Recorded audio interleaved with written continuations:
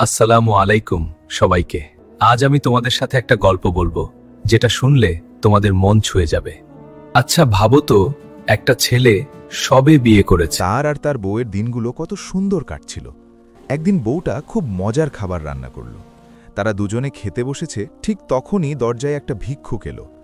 আমি খুব ক্ষুধার্ত, কিছু খাবার দিন।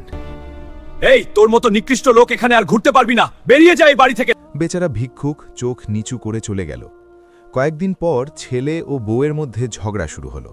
ঝগড়া এত বাড়ল যে সংসার ভেঙে গেল। ছেলেটা বউকে তালাক দিয়ে দিল, বউ বাপের বাড়ি চলে গেল। কয়েক বছর পর বাবা মেয়ের অন্য জায়গায় বিয়ে দিল। নতুন জামাইটা ছিল অনেক টাকাওয়ালা। তাদের জীবন আবার নতুন করে শুরু। একদিন তারা খেতে বসেছে, আবার একটা ভিক্ষুক এলো। বউটা জামাইকে বলল, আমি ভিক্ষা দিয়ে আসি।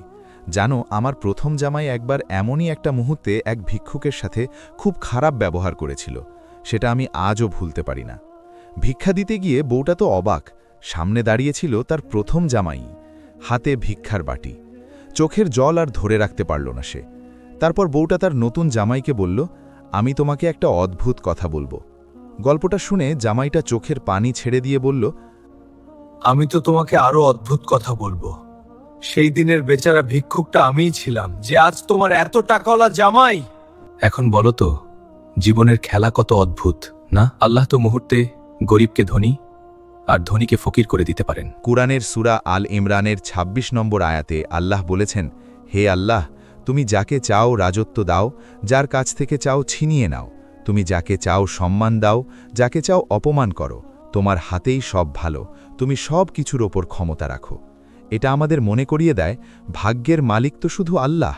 আর হাদিসে রাসূল সাল্লাল্লাহু আলাইহি ওয়াসাল্লাম বলেছেন, সাহিহ বুখারীতে, যে তার মুসলিম ভাইয়ের দরকার মেটায়, আল্লাহ তার দরকার মেটাবেন।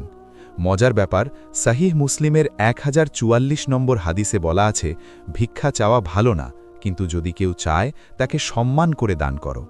কুরআনের সূরা আদ-দুহাতে 93-এর 10 আয়াতে বলা, যে চায় তাকে ধমক দিও না। এসব কথা আমাদের শেখায়, বেচারাদের প্রতি দয়া দেখাও।